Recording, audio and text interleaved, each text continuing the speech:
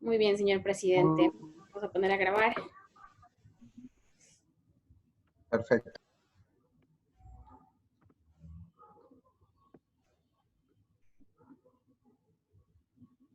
Y estamos listos para empezar, presidente. Su micrófono está apagado. Gracias nuevamente. Muy buenas tardes con todos los asambleístas que nos acompañan, también con los invitados que van a intervenir el día de hoy. Muchas gracias por su presencia. Vamos a dar inicio a esta sesión, en primer lugar, constatando el quórum reglamentario. Por favor, señora secretaria. Enseguida, señor presidente, procedo a constatar el quórum. Asambleísta Alemán Mármol Mónica. Presente. Presente. Asambleísta Andrade Muñoz Vilma.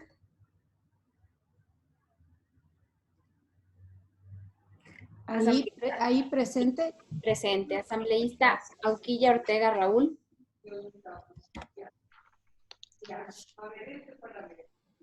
Asambleísta Auquilla Ortega Raúl. Estaba. Sí, me le vuelvo a tomar lista enseguida. Asambleísta Cadena Huertas Francisco Javier. Aquí estoy. Presente el asambleísta Auquilla. Asambleísta Cadena Huerta Francisco Javier. Está presente el asambleísta. Tenemos con el audio. Asambleísta García Pozo Diego. Presente. Presente. Asambleísta Paredes Torres Washington.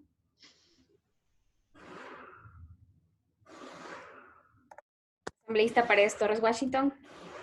No se encuentra presente. Asambleísta Suquilanda Valdivieso Byron. No se encuentra presente. Asambleísta Yaguana Echeverría Andrea. Presente. Presente. Asambleísta Yepes Martínez Héctor. Presente. Presente. Asambleísta Zambrano Alcibar Magda. Presente. Presente. Con 8 asambleístas presentes contamos con quórum para dar inicio a la sesión. Muchas gracias. Demos lectura, por favor, al orden del día. Enseguida.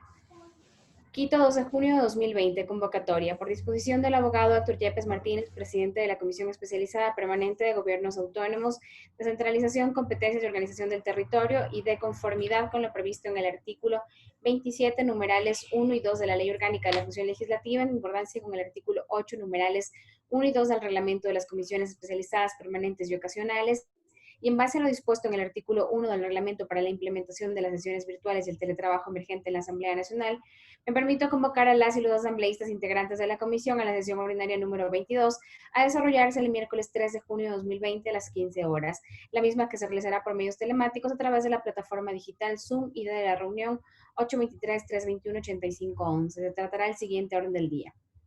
Primero, recibir aportes y observaciones dentro del análisis para segundo debate del proyecto de ley orgánica reformatoria al Código Orgánico de Organización Territorial, Autonomía y Descentralización. Abogado Andrés Ortiz, catedrático de Ordenamiento Territorial de la Universidad Católica Santiago de Guayaquil. Segundo, recibir aportes y observaciones dentro del análisis para primer debate del proyecto de ley orgánica de vivienda de interés social.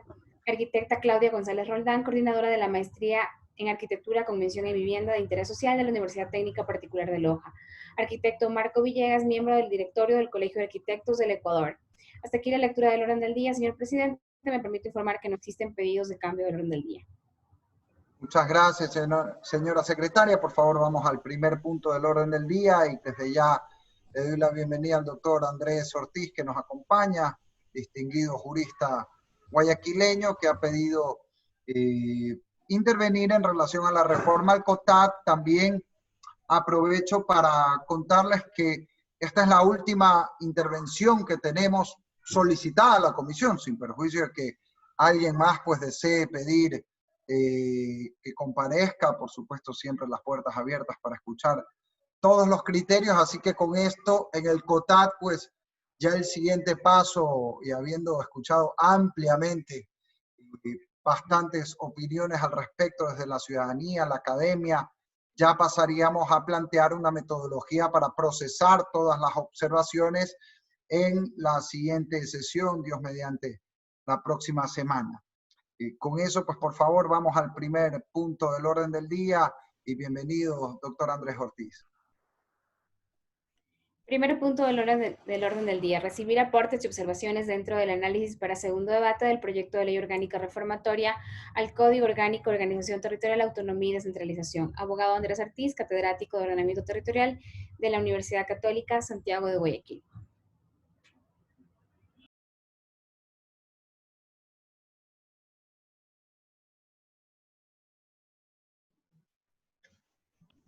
Buenas tardes. ¿Me escuchan?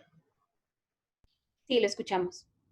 Ya, muchísimas gracias, señor presidente, por permitirme este espacio. Señores asambleístas, muchísimas gracias. Trataré de ser muy breve, sé que el tiempo de ustedes es sagrado, así que trataré de sintetizar lo que en mi criterio, desde la academia, desde mi experiencia ya como más de 20 años, como profesor de Derecho Municipal en la Universidad Católica y luego como ordenamiento territorial, pudiera aportar. Voy a compartir pantalla, si me permiten. Sí, siga, está habilitado para que pueda compartir pantalla. ¿Ahí se ve? Sí, estamos viendo la presentación. Perfecto.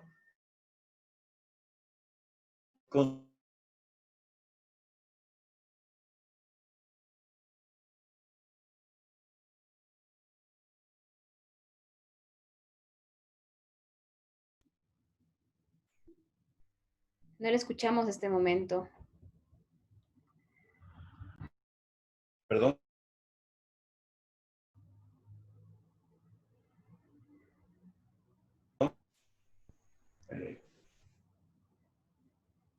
No se le escucha claramente, parece que tenemos problemas con la conexión. Si gusta, puede deshabilitar su cámara para que quede más clara la conexión.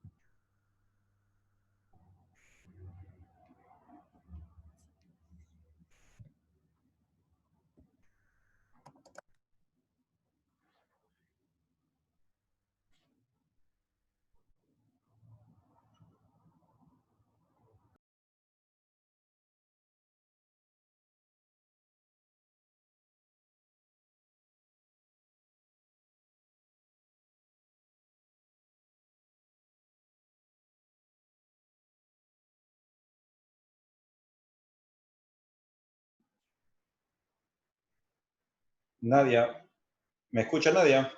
Sí, ahora la escuchamos. Se ¿Qué pasó? interrumpió por un momento la conexión.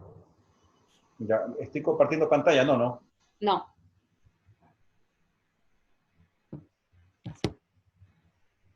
¿Ahí? Sí, ahora sí podemos ver la presentación. ¿Puedo continuar?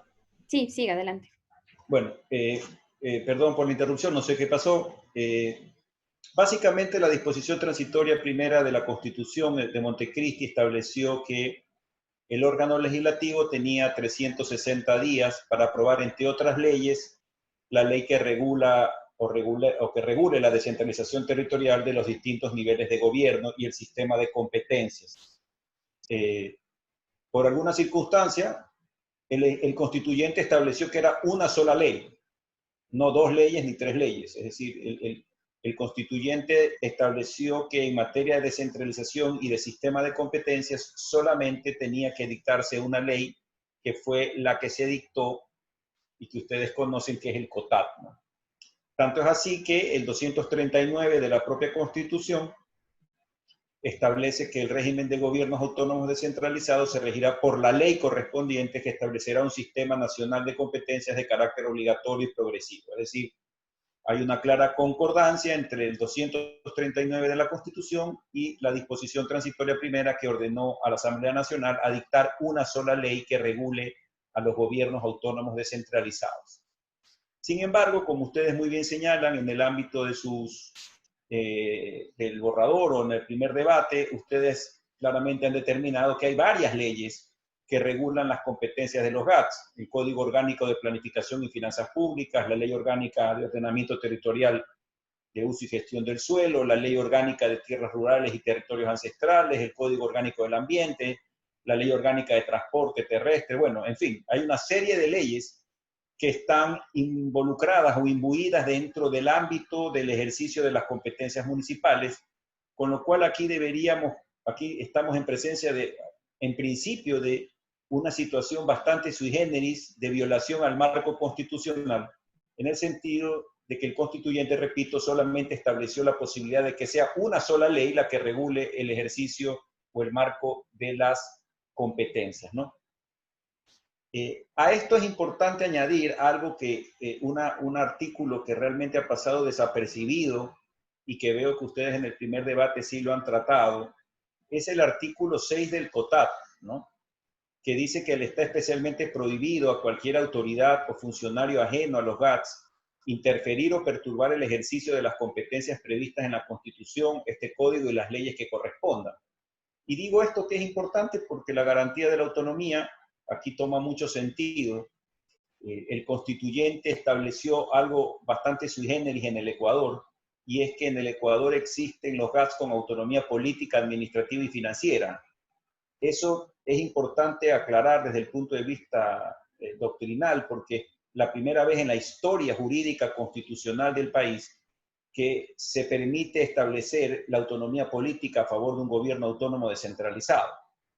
Y aquí hay algo claro, me acuerdo el presidente Rodrigo Borja cuando hizo la intervención allá en el año 2007, cuando le pidieron que intervenga para la presentación de un libro, él se preguntaba asombrado que este proyecto de constitución, si lo que buscaba era convertir al Ecuador en un Estado federal o qué mismo era esto, porque él no entendía cómo en un régimen unitario pudiera hablarse de autonomía política, que el presidente Borja decía claramente que la autonomía política solamente se puede entender dentro de un Estado federal porque la autonomía política comporta el poder constituyente, ¿no? Esa capacidad de poder dictar su propia carta constitucional, como pasa en los Estados federales. Y claro, si nosotros conocemos un poco, y ustedes o algunos de ustedes sabrán, aquí hubo una asesoría de tres realmente profesores españoles que habían ayudado a la redacción de la Constitución de Venezuela y de Bolivia, que terminaron viniendo al Ecuador, y ellos quisieron implantar en el Ecuador un Estado regional. El profesor Roberto Viciano Pastor, por ejemplo, él incluso ha escrito increíblemente, en algunas cosas veo que él se ha apartado del texto constitucional ecuatoriano, pero esta situación de convertir al Ecuador en un Estado regional tampoco encuentra antecedentes en la historiografía jurídica constitucional, ¿no? No sé a quién se le ocurrió creer que el Ecuador podía convertirse en un Estado regional. Desde el punto de vista de la transición de un Estado unitario a un Estado federal, a mí particularmente, a Andrés Ortiz, digo, no les disgusta el hecho de que se haya convertido el Ecuador en un Estado regional, porque claramente es un Estado intermedio en donde se profundiza la descentralización, los gobiernos autónomos reciben competencias exclusivas que nacen de la Constitución, con lo cual claramente quienes aspiramos a un Ecuador más descentralizado, con mayor grados de autonomía, sin duda el Estado regional es un mecanismo, un vehículo importante. Ahora bien, lo cierto es que han pasado 12 años y aquí no se atisba el más mínimo camino para regionalizar este país, con lo cual, sinceramente, yo dudo mucho que el Ecuador se convierta en un Estado regional y aspiro y espero que en una reforma parcial de la Constitución, este capítulo de la Constitución de Montecristi sea derogado, porque realmente no tiene ningún sentido haber propuesto en la Constitución de Montecristi, más allá de que históricamente lo que se ha buscado es que la periferia se acerque a la capital. Cuando tú, en cambio, en vez de acercar a la periferia, incardinas dentro del ordenamiento territorial a un nuevo nivel de gobierno, en vez de acercarlo al ciudadano, al centro, lo estás alejando. Entonces, realmente, más allá de que no voy a entrar en detalles de lo que pasó en Montecristi, pero la verdad fue un experimento que lo estamos pagando muy caro, ¿no? La verdad que la creación de las regiones, más allá de que se permite crear estatutos de autonomía a las regiones, la verdad no ha tenido ningún sentido, ¿no? ¿Verdad? Bien, continuando, es importante que se sepa que el artículo 6 del COTAD dice que la inobservancia de cualquiera de estas disposiciones será causal de nulidad del acto administrativo y además de la destitución del funcionario público responsable en el marco del debido proceso y conforme al procedimiento previsto en la ley. Es decir, aquí muy pocas personas han tomado en cuenta que el COTAD, que es una ley orgánica y muy potente, establece que cuando alguien se mete en administración de los gobiernos autónomos descentralizados, el acto administrativo que llegase a inmiscuirse en un asunto de materia municipal es nulo. y además le puede acorrear la destitución al funcionario más las correspondientes acciones civiles y penales. Y esto es por la parte final que me voy a referir a la Superintendencia de Ordenamiento Territorial, que claramente estaría violando esta garantía de autonomía establecida en el COTAD, y por lo tanto una de mis sugerencias finales va a ser la desaparición de ese organismo. También otro invento poco creíble que en un Estado de Derecho pueda entenderse que un organismo pueda entrar a regular, a castigar, a sugerir o recomendar a los gobiernos autónomos descentralizados, lo cual pues jurídicamente despedaza el concepto de autonomía política y administrativa. Es decir, por una parte, el constituyente fue muy claro en decir que esa es otra de las críticas de Roberto Viciano. Él dice, no sé si ustedes se han dado cuenta, señores asambleístas, pero en la Constitución dice que los GATS tienen facultad legislativa, no normativa. Dice facultad legislativa. Es decir, el constituyente, seguramente con esta influencia europea, española, como sucede en España, que las comunidades autonómicas sí pueden hacer leyes, dispusieron en la Constitución que los GATS pueden dictar leyes, no normas, lo cual claramente no tiene sentido porque ustedes saben que los GATS solamente pueden dictar ordenanzas y las juntas parroquiales reglamentos. Pero el constituyente, ¿por qué no puso, en vez de poner facultad legislativa, poner facultad normativa? No, puso facultad legislativa, con lo cual en eso pues la doctrina se ha encargado seriamente de discutir si ese fue realmente el espíritu del constituyente o fue un lapsus calami, un error de parte del constituyente. Pero esto viene a cuento porque si ustedes leen la Constitución, ven que el constituyente le transfiere competencias exclusivas a los municipios, establece que tiene no facultad normativa, sino legislativa, que además le dota de autonomía política por primera vez en la historia del Ecuador a los municipios y a las juntas parroquiales y a los consejos provinciales.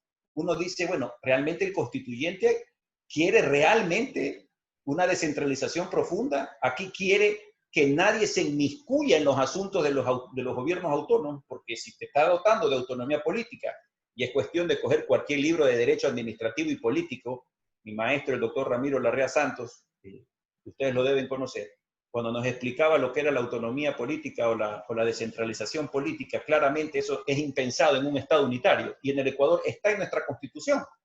Entonces, esto lo digo porque el rol de la superintendencia choca radicalmente con este concepto de la garantía de la autonomía y el precepto constitucional de que nadie puede inmiscuirse en los asuntos administrativos de los GATS y que cualquier intromisión, cualquier acto administrativo que se dicte en contra de las competencias y de las ordenanzas, acuerdos y resoluciones de los GATS acarrean la nulidad y la destitución del funcionario. Bien, entrando en materia, rápidamente yo planteo aquí unas reformas que yo veo que ustedes sí las recogen en el artículo 6. Una de las cosas que yo nunca entendí en la garantía de la autonomía decía que ninguna función del Estado podrá interferir en la autonomía política de los gobiernos, salvo lo prescrito por la Constitución y las leyes de la República. Yo veo que ustedes muy bien han corregido eso y están poniendo salvo por la Constitución y este código, lo cual pues yo aplaudo porque realmente eso es muy destacado que así sea. No puede ser que otras leyes de la República puedan interferir en la autonomía municipal. No tiene ningún sentido. Con relación a la capacidad operativa de los gobiernos autónomos descentralizados, el artículo 269.1 de la Constitución, recuerdo que en Montecristi se logró incardinar este inciso, dice, los gobiernos que acrediten tener capacidad operativa podrán asumir inmediatamente estas competencias. Esto en base a una evidente contradicción del texto constitucional, que ustedes lo recogen muy bien en el primer debate. Los GATS, y yo me voy a referir a los municipios en particular, ya son titulares de las competencias exclusivas, ¿ok? Gozan de la titularidad de la competencia exclusiva.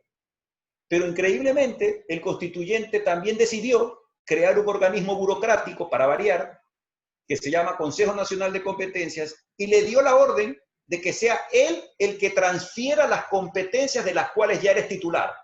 Es decir, ¿cómo es posible que a través de un acto administrativo, que es un acuerdo o resolución, esté por encima del texto constitucional? Es decir, la Constitución ya te dota a ti de la titularidad, pero necesitas que un organismo burocrático te lo entregue. Y mientras no te lo entregue, dice el Consejo Nacional de Competencias, no puedes ejercer la titularidad.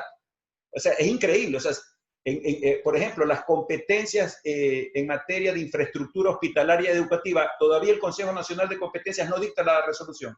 Entonces, al día de hoy, si un municipio mañana se le ocurre construir un hospital en la pandemia, estaría cometiendo peculado porque no puede construir en base a ese criterio que, por cierto, yo no comparto.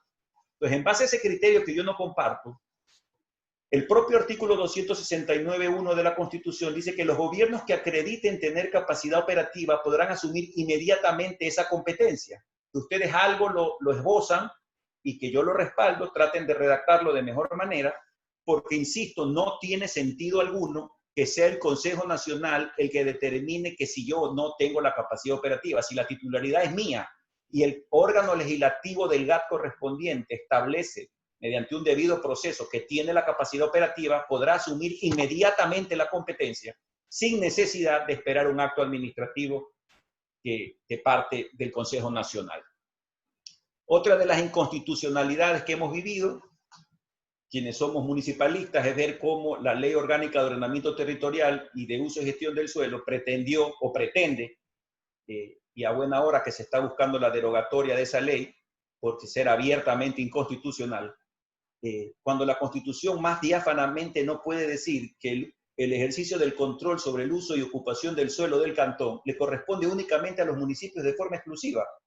¿Qué parte de ese artículo del 264 de la Constitución el legislador no entendió y buscó a través de una nueva ley, además del COTAP, de pretender no solamente de entrar a regular el uso del suelo, sino a establecer un organismo controlador, supervisor, sancionador, perseguidor, que sería la superintendencia, que espero que ustedes tengan la entereza jurídica y política de derogarla, porque realmente atenta contra la autonomía municipal. En este capítulo, bien, este capítulo es importante, el del uso y la gestión del suelo, repito, porque es abiertamente inconstitucional que otra ley pretenda regular, y mucho menos que exista un organismo como la superintendencia que pretenda sancionar supuestas inacciones o acciones indebidas de parte. Para eso los controles están en la Contraloría General del Estado, ante la justicia ordinaria, ante el contencioso administrativo, para revocar un acto administrativo lesivo para alguien, pero jamás a través de un organismo del Ejecutivo, que sería el delegado del presidente de la República, que es el que sería el superintendente. Realmente no comprendo esa situación. Para finalizar mi intervención, unas pequeñas sugerencias.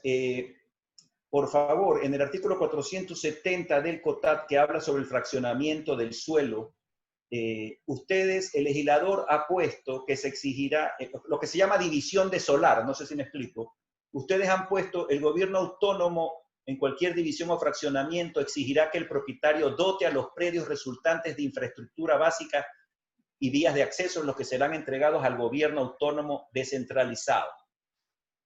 No se entiende, por favor. O sea, si yo mañana tengo un lote y lo divido en 3 para dárselo a mis hijos en herencia, un pequeño lote, no sé, lo divido de 1000 en 333, el COTAT dice que yo tengo que al propietario de los predios resultantes dotarlos de infraestructura básica y vías de acceso. Entonces, eso es importante que se aclare, porque los gobiernos autónomos no saben qué hacer con este artículo. Han dictado ordenanzas, se han inventado una serie de infraestructuras básicas, piden agua potable, alcantarillado. Mi sugerencia es que este artículo lo revisen con lupa, porque el fraccionamiento en donde se debería pedir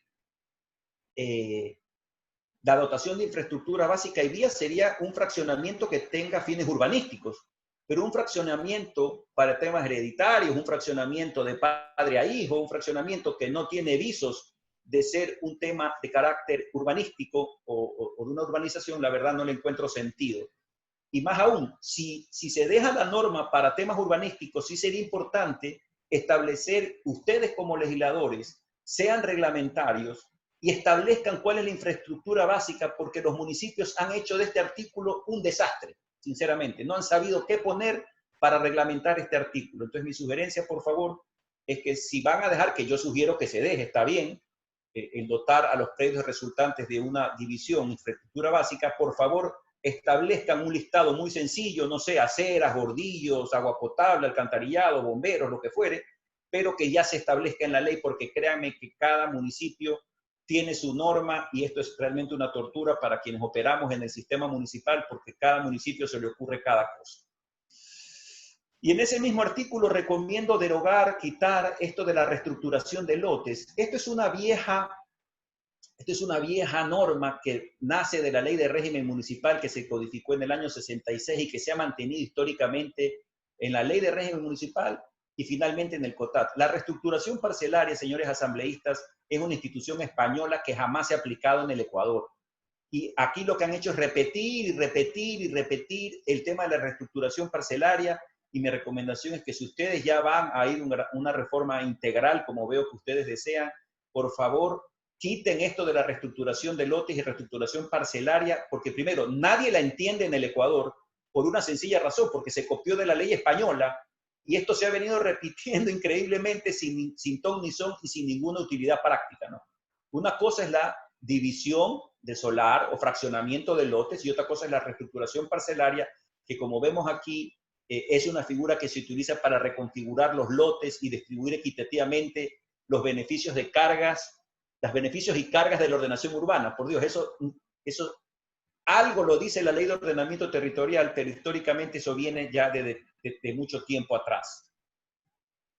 Me faltan 2 diapositivas. Veo que también ustedes lo recogen, no tan claro, me permito sugerir. En la Ley Orgánica de Tierras Rurales y Territorios Ancestrales, se estableció la obligación de acudir al MAGAT para pedir autorización a dicho ente para que pueda cambiar el uso de suelo en las parroquias rurales del cantón. Por Dios, eso es una barbaridad jurídica, pero que no tiene soporte legal y constitucional alguno. O sea, yo, municipio, tengo que ir a tocarle la puerta al MAGAT para decirle, oye, quiero cambiar el uso de suelo de esta parte rural, dame permiso. O sea, aquí la Constitución no existe, ¿no? O sea, aquí ha desaparecido la Constitución, entonces el municipio no tiene competencias. O sea, por Dios, el concepto de cantón es parroquias urbanas y rurales. El alcalde cantonal y el consejo cantonal es de todo el cantón y por lo tanto legisla en todo el cantón. No puede ser que haya una norma que establezca la obligación de los municipios de tener que acudir al Ejecutivo, regresando a las épocas del viejo CONADE, del Consejo Nacional de Desarrollo, a pedirle permiso para que me permita cambiar el uso de suelo. Bueno, a mí me ha tocado pasar por ese trámite como abogado y créame que es realmente penoso lo que uno como usuario tiene que vivir para conseguir esta famosa autorización, pero además que es abiertamente inconstitucional, porque no puede pedirse autorización al municipio de parte de ningún ente para cambiar el uso de suelo en su territorio. Entonces, veo que lo dicen ustedes, pero quizá valga la pena ser un poco más claros en esa parte, ¿no? Y con relación a la concesión onerosa de derechos, veo que ustedes la están importando de la Ley Orgánica de Ordenamiento Territorial y le están poniendo en el COTAT. La verdad que ha tenido muy poco suceso. Esto es un impuesto disfrazado. Yo no digo que cuando una persona quiera aprovecharse del suelo y poderlo explotar, para poner un ejemplo, si el terreno permite hacer 3 pisos y usted quiere hacer 6 pisos y quiere aprovecharse de esa utilización del suelo, está bien que usted deba pagar un valor por esa utilización más allá de lo que permite la norma. Pero en Quito ha sido un desastre, me dicen, ha paralizado proyectos urbanísticos, son muy pocos, de los 221 municipios, yo creo que no serán 5 los que habrán aplicado esta norma, para variar, importada del derecho español, ¿no? Con ninguna práctica en el Ecuador. Entonces me permito respetuosamente sugerir también una revisión muy exhaustiva de esta norma, que es un impuesto disfrazado, porque cada municipio se inventa el tributo que el urbanizador tiene que pagar para cumplir esta concesión onerosa. Y si ustedes no le ponen un techo a esto, la verdad es que cada municipio va a hacer lo que le venga en gana y eso realmente atenta contra el desarrollo urbanístico del país. En este mismo capítulo, la Ley de Ordenamiento Territorial también habla de los usos preexistentes y provisionales. Recomiendo una mejora redacción. Veo que ustedes sí lo tratan. Este es el caso, por ejemplo, muy rápidamente, cuando hay un taller de ebanistería o hay un taller mecánico que tiene 30 años y nunca ha sacado permiso, o no sé cómo se llama en otras ciudades, en Guayaquil se llama tasa de habilitación o permiso de funcionamiento. y está ahí hace 30 años, pero la nueva ordenanza de uso y gestión del suelo de la ciudad no permite el taller. Ustedes han incorporado esta norma en donde dice sí se le puede permitir que se quede, pero repito, la redacción no ayuda a entender en qué casos es que se puede, ese ciudadano que ha estado por 20, 30 años en ese sector de la ciudad, es una norma realmente de caridad, por llamar de alguna forma, pues yo sé que la ciudad debe ser ordenada, deben respetarse los usos, pero hay excepciones, y esta excepción de los usos preexistentes yo recomiendo que se aclare. Si me lo permite el presidente, yo me voy a permitir enviarle a la comisión una pequeña redacción respecto a todos estos artículos que estoy hablando. Esto es simplemente una exposición muy rápida para que ustedes entiendan el alcance de los usos preexistentes, que es una norma social muy importante. A gente muy humilde, gente muy pobre, que tiene sus locales que lastimosamente nunca sacaron permisos, pero tienen ahí 20, 30 años y la norma municipal no les permite sacar permisos de funcionamiento. Esta norma puede servir de mucho para, redactada de forma correcta, ayudar a estas personas. Y para finalizar, en el tema de los ACM, no me he querido meter en esa norma, es la que ustedes más veces han reformado, es increíble las veces que han reformado el 424 del COTAT. Mi única sugerencia es que hay muchos municipios, ustedes saben que se tiene que dejar el 15%, ¿no verdad?, de área verde, y de los cuales la mitad tiene que ser área verde y la otra mitad equipamiento comunitario. La ley dice que no menos del 50% debe ser área verde, pero hay municipios que exigen dejar equipamiento comunitario dentro de esa área verde, dentro de esa área cedida al municipio o ACM.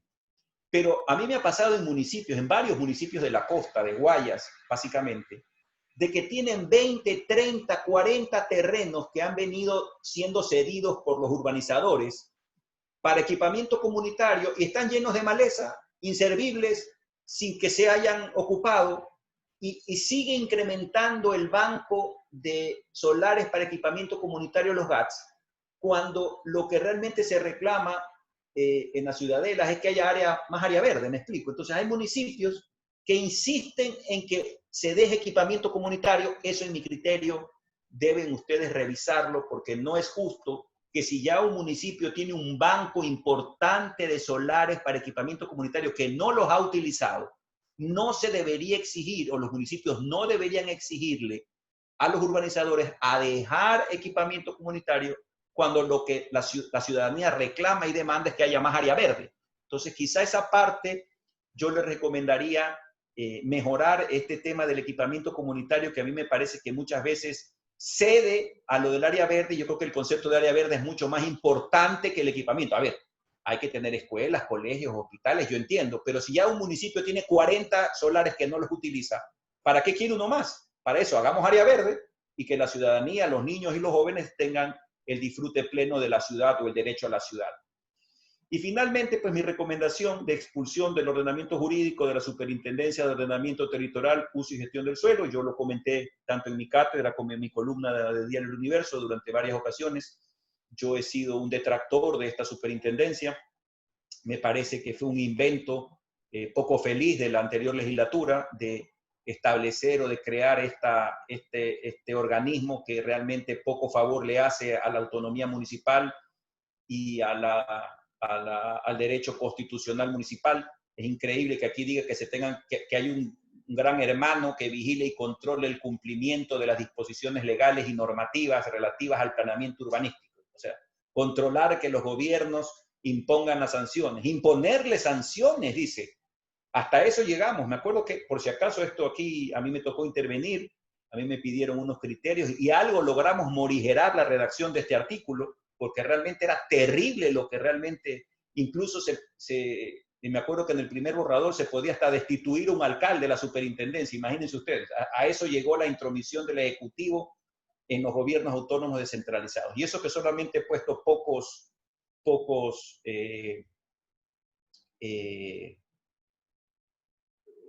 numerales de este artículo 95 y 96 de la Ley de Ordenamiento, ¿no? Entonces, con eso, señor presidente, finalizo mi intervención y con mucho gusto, si usted lo permite, no sé si alguien quiere hacer una pregunta, si no, pues termino aquí mi intervención, señor presidente. Muchas gracias por la oportunidad. Muchas gracias al doctor Andrés Ortiz por la intervención, parte pues de las distintas visiones que se han expuesto en esta comisión, muy claro como siempre. Y tenemos un pedido de palabra del asambleísta Raúl Auquilli, también le doy la bienvenida al asambleísta Byron Suquilanda, que ya se unió un poquito después del inicio. Por favor, estimado Raúl, te escuchamos. Muchísimas gracias, estimado compañero presidente, estimados compañeros, miembros de la Comisión de Gobiernos Autónomos Descentralizados del Ecuador, y como siempre lo he hecho, subrayo, Comisión de Gobiernos Autónomos Descentralizados.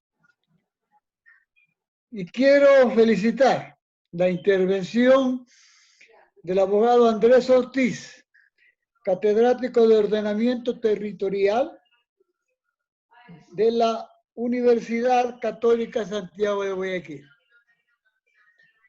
Qué bueno que hubiera sido que la intervención del abogado Andrés Ortiz hubiera coincidido en sesiones anteriores de la comisión, cuando comparecieron, sobre todo representantes del sector de la arquitectura del Ecuador y ciertos gobiernos seccionales, a defender a ultranza la vigencia de la LOTUS como tal, no como norma, sino como tal, o sea, con independencia al COTAD, y nunca han querido aceptar que toda la normativa de la LOTUS está incorporada al proyecto de reforma integral del COTAD, y que la propuesta principal es pues la eliminación de la Superintendencia de Ordenamiento Territorial. Yo le agradezco al abogado Andrés Ortiz por su exposición en ese sentido, y en los otros también, en los cuales tiene prácticamente sobradísima razón. Hay cosas que hay que mejorar en esta reforma, y el abogado Andrés Ortiz, al hacer efectiva su generoso ofrecimiento de compartirnos sus argumentos para proponer lo que ha propuesto en su intervención, pues nos haría muchísimo bien. Y desde ya me permito sugerir que ojalá se pudiera lograr que el abogado Andrés Ortiz fuera recibido en Comisión General cuando el Pleno de la Asamblea Nacional pues someta a segundo debate el proyecto de ley reformatorio al COTAD. Muchas gracias. Muchas gracias, Raúl, así lo acogeremos, y nuevamente no tenemos más pedidos de palabra, así que quiero agradecer nuevamente al doctor Ortiz. Por favor, nuestra vicepresidenta, asambleísta Vilma Andrade, también ha pedido la palabra. Vilma, te escuchamos. Muchas gracias. Yo quiero empezar, como siempre, con un afectuoso saludo, apreciado presidente, estimados colegas asambleístas de la Comisión de Gobiernos Autónomos Descentralizados. La presencia en esta tarde realmente fue el nombre. Doctor Ortiz, ¿verdad? Efectivamente, ha sido muy esclarecedora. Yo creo que estas comparecencias en general permiten elevar el debate y, lógicamente, llegar a una resolución. Es fundamental también dejar claro que en las comparecencias anteriores lo que se ha mencionado es que efectivamente, como la LOTUS es una norma técnica y el COTAD una norma administrativa, deben estar no pueden estar conjugadas en un solo cuerpo normativo. Y sí ha habido también la relevancia, y en eso coincido yo también, de que la existencia de la Superintendencia de Suelos vulnera la autonomía de los gobiernos autónomos descentralizados. Creo que en eso hay una coincidencia, y en general en ese aspecto estamos coincidiendo. Ha habido posiciones, y hay que señalarlo claramente, de que se pueda crear en reemplazo de la superintendencia una comisión técnica. Se ha hablado de inclusive una conformación específica con representantes de diferentes organismos que puedan suplirla. Pero consideramos, y yo sí debo ser absolutamente clara, de que el COTAD, no, que el que hayamos o hayan, porque yo no fui parte de la comisión en ese análisis de decisión, de incorporar a toda la LOCTUS con un capítulo dentro del COTAD no es adecuado. Para la legislatura no es adecuado y creo que podemos encontrar un camino que estas normas técnicas, que de paso son necesarias, están ligadas al plan de desarrollo, a las líneas generales que estableció el Hábitat 2020. Creo que hay que ir en una línea más bien de fortalecer este tipo de normativa técnica que sin duda también sirve como un instrumento de ordenamiento y de desarrollo. Yo creo que no le hacen de ninguna forma incompatible, pero creo que podríamos, ya buscaremos, estamos precisamente con estas comparecencias enriqueciendo el debate para encontrar efectivamente una respuesta clara que no eche abajo tampoco la LOCTUS. Yo debo señalar en mi forma directa, yo soy muy transparente y frontal y creo que eso no es la medida. No es la medida y la decisión, lógicamente, la tendremos en el Pleno de la Asamblea y también en la propia comisión, pero hay elementos indispensables que ahora mismo se han señalado por parte del doctor Ortiz, que me parece que hay que ser considerados, por supuesto, pero creo que hay que dejar también establecido que las otras comparecencias, si bien han venido representantes del sector inmobiliario, solo un grupo, solo quienes, si mal no recuerdo, eran algo como constructores positivos. El resto han sido representantes, decanos de las universidades de arquitectura, han tenido una representación más bien desde el ámbito académico y también de un grupo de gente que se ha conformado como para defender, en definitiva, la normativa como está. Yo dejo eso establecido y claro porque que no nos confundamos. Aquí está, creo que las líneas totalmente definidas y marcadas y creo que hay que sobre esa base sí buscar cómo mejoramos y cómo realmente le entregamos al país un verdadero instrumento de desarrollo. Ya en la aplicación, son 10 años de aplicación del COTAD. Y me pregunto, ¿realmente ha sido un instrumento de desarrollo? ¿O seguimos guardando inequidades? Porque si no, ¿cómo entender que 4 de cada 10 ecuatorianos no tengan agua potable ni alcantarillado? ¿Y cómo entender que municipalidades que tienen sus recursos básicamente para gasto corriente, se va el 70, el 80% en gasto corriente? No se ha logrado realmente partir de que los gobiernos autónomos descentralizados en forma mayoritaria, porque hay que hacer una distinción con aquellos que ya tienen un camino recorrido. Hay una gran escuela de planificación, de ordenamiento, de autonomía realmente, porque la autonomía en los gobiernos autónomos descentralizados, también hay que decirlo, es parcial, no es una autonomía como la del IES, donde los recursos son directos y son propios. Acá hay una autonomía con dependencia desde el gobierno central para el traspaso de sus recursos y lógicamente a través de los ingresos que se pueden dar en sus impuestos, tasas y contribuciones.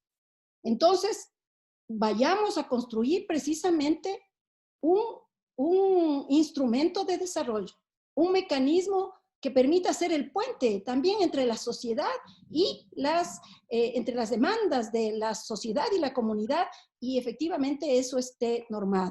Y concluyo señalando también que esas asimetrías que son evidentes en el Ecuador y que también vemos, y porque lo hay, corrupción de los alcaldes, así porque como hay alcaldes, y hay alcaldes corruptos, y hay que decirlo con todas las letras, que se aprovechan efectivamente de la posibilidad de tener cómo cambiar el uso del suelo para enriquecerse.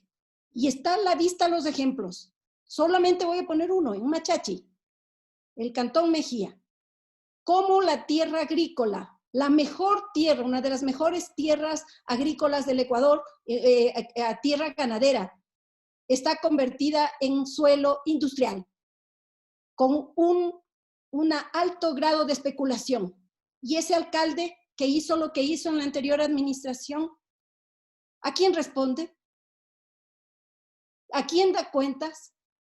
Entonces yo sí creo que efectivamente, como toda norma, porque en todas normas hay sanciones. Y nosotros desgraciadamente no tenemos, como en España, un código urbanístico que puede llevar inclusive presos a los alcaldes, porque así tiene que ser, los corruptos deben ir presos. Aquí no tenemos, entonces no confundamos también la autonomía con la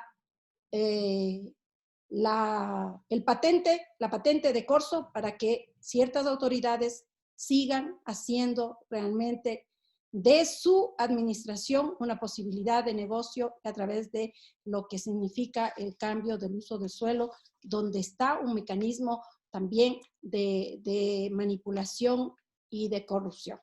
Gracias, presidente y colegas. Muchas gracias al asambleísta Vilma Andrade. Bueno, esto es parte ya del debate que obviamente tendremos. Hay posiciones de un lado, posiciones del otro, tanto sobre la existencia de la LOTUS como sobre la existencia de la superintendencia. Evidentemente será la decisión de la mayoría de esta comisión la que sugiera al Pleno una postura y luego el Pleno decidirá. Solo quiero recalcar que desde la presidencia de esta comisión hemos actuado con mucha pluralidad y hemos recibido a todos, absolutamente todos los que nos han pedido comparecer, justamente para poder ilustrar los distintos criterios. Yo tengo mi criterio personal, que no lo he anticipado además para no contaminar el debate. Hay exposiciones con las que he coincidido, otras no, pero esa es la democracia de la comisión, como debe ser siempre y como debe darse en la Asamblea Nacional. Así que en su momento pues tomaremos la definición. Nuevamente al doctor Ortiz, muchas gracias por sus criterios el día de hoy, muy claros y que servirán seguro para enriquecer el debate legislativo. Con eso, por favor, pasemos al siguiente punto del orden del día. Sí, señor presidente. Segundo punto del orden del día. Recibir aportes y observaciones dentro del análisis para primer debate del proyecto de ley orgánica de vivienda e interés social. Arquitecta Claudia González Roldán, coordinadora de la maestría en arquitectura con mención en vivienda e interés social de la Universidad Técnica Particular de Loja. Bienvenida, arquitecta González. Muchas gracias por acompañarnos el día de hoy. Esto es en el marco pues, de la ley de vivienda social propuesta por el asambleísta de nuestra comisión, Diego García, que hemos arrancado ya también estas comparecencias para enriquecer el debate. Escuchamos con mucha atención sus aportes y gracias por acompañarnos. Buenas tardes a todos, señores asambleístas. Gracias por la invitación de participar en esta sesión dentro del análisis para el primer debate del proyecto de ley orgánica de vivienda de interés social. Esta exposición busca abordar de forma somera la vinculación entre el derecho a la vivienda y el derecho a la ciudad, con el ánimo de ofrecer una visión más esclarecedora sobre posibles pasos a abordar en pro del establecimiento de las bases legales adecuadas para sumar a la consecución de una vivienda y vida dignas para todos. Antes de comentar sobre los principales puntos de revisión del proyecto de ley, mencionaré 5 aspectos que se relacionan con los procesos de construcción de políticas de vivienda. El primero, la necesidad de un marco legal institucional claro y efectivo que incluya a todos los actores de la sociedad de todos los niveles. Segundo, se requiere facilitar el involucramiento de la academia desde una visión de ciencia e investigación que puede incorporar aportes valiosos tanto en resultados académicos como aquellos relacionados con prácticas y experimentación con materiales, tipologías y entre otros. Además, es necesario repensar las políticas actuales, tanto de financiamiento e incremento de incentivos, para incrementar los proyectos de vivienda de interés social acorde a la demanda de estos. 4, y incentivar nuevos enfoques para la gestión de la vivienda, en donde se consideren alternativas de transferencia de conocimiento, por ejemplo, impulsando proyectos de autoconstrucción con asistencia técnica, lo cual traería múltiples beneficios, tanto sociales como económicos. Y quinto, el panorama final de estas propuestas no es únicamente mejorar la calidad de vida, es además facilitar el acceso a diferentes grupos sociales, grupos vulnerables, jóvenes, matrimonios, migrantes, a una vivienda accesible y digna. Entonces, el principal objetivo es garantizar el derecho de la vivienda digna a todos los habitantes sobre una base de lineamientos integrales que aseguren su calidad y que consideren las particularidades de todos los actores. Dicho esto, la presentación está estructurada en 4 puntos que abarcan los elementos principales del proyecto de ley: la rectoría, las características de la vivienda digna, los incentivos para incrementar proyectos de vivienda y la vivienda en la construcción de ciudad. Como primer punto, haciendo referencia a los artículos 3 y 4 de la rectoría, en donde considero oportuno designar la competencia de política pública y de definición de la población beneficiaria al Ministerio de Hábitat y Vivienda, siendo recomendable el mencionar la necesidad de actualización constante de esta información, la conformación de observatorios de vivienda, los cuales les van a permitir a través de bancos de datos, por ejemplo, gestionar la información efectivamente. Además, se incluye la pertinencia de delegar ciertas funciones a los gobiernos autónomos descentralizados, los cuales deben generar planes sectoriales de vivienda de interés social y que sean además considerados en los planes de uso y gestión de suelo. De esta forma se pudieran integrar las políticas de suelo que mitiguen las desigualdades. En el segundo punto, haciendo referencia al capítulo 3 de las características de vivienda digna, es valioso la definición de los 3 tipos de vivienda, tanto popular, solidaria y de interés prioritario, de tal forma que los esfuerzos por satisfacer la demanda de vivienda digna sean eficaces y se dirijan a la franja más vulnerable de la población. Por otro lado, el proyecto de ley acoge los 7 elementos mínimos que debe cumplir la vivienda adecuada según ONU Habitat, atendiendo a la consideración universal de la vivienda como una de las necesidades y condiciones humanas fundamentales para el desarrollo.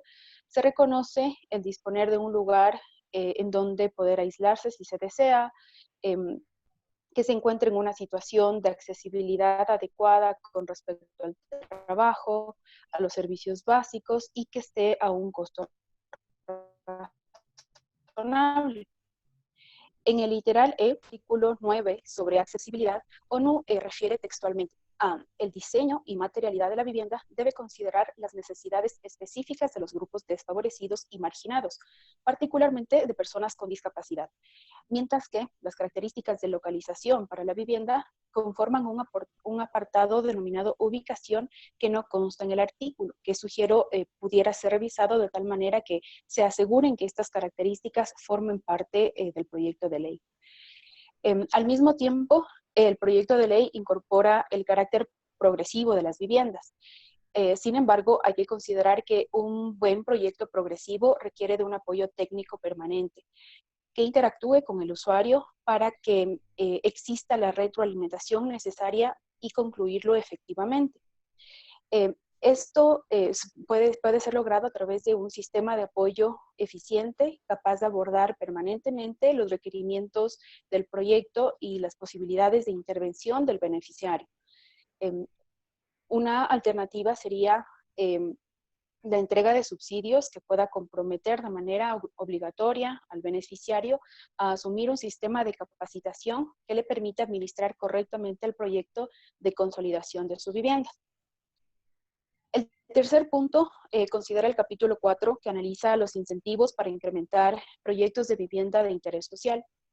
De manera particular, la rehabilitación de inmuebles patrimoniales es una opción que tendría un gran impacto en nuestros centros históricos, logrando procesos de revitalización mediante la inclusión de la vivienda. Sin embargo, es un tema de enorme complejidad que debería ser reconsiderado, ya que combina 2 intencionalidades. Por un lado, la preservación y valoración del patrimonio, y por otro, la posibilidad de integración de las poblaciones originarias con niveles de calidad de vida óptimos. Para lograr la conjunción de ambos elementos es imprescindible la participación de los actores en los procesos de planificación e intervención en el territorio, lo cual permitirá la apropiación de los habitantes al entorno en el que van a vivir. Por otro lado, sobre la propuesta del suelo para programas de vivienda de interés social que no implique la consolidación del suelo rural, debe ser estrictamente cuidada. Si bien se considera como parte de las competencias de los gobiernos autónomos descentralizados, debería estar en articulación con la planificación nacional.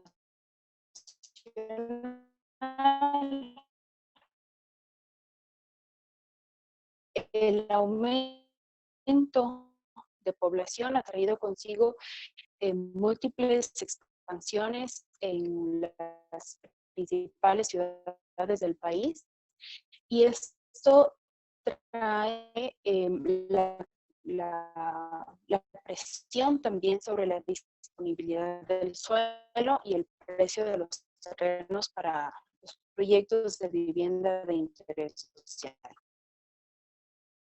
Al mismo tiempo, los suelos de los barrios con viviendas severamente deterioradas, perdón,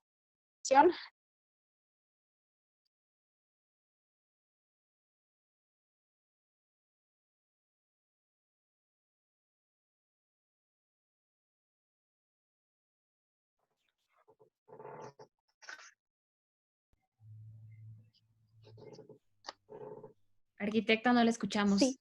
Tenemos un problema con la conexión. Sí, no sé en qué parte me dejaron de escuchar. En este momento reviso que se detuvo el video. No, sí, hace un ratito se empezó a interferir la conexión, pero estábamos escuchando entrecortado. Ya. A ver, perdón.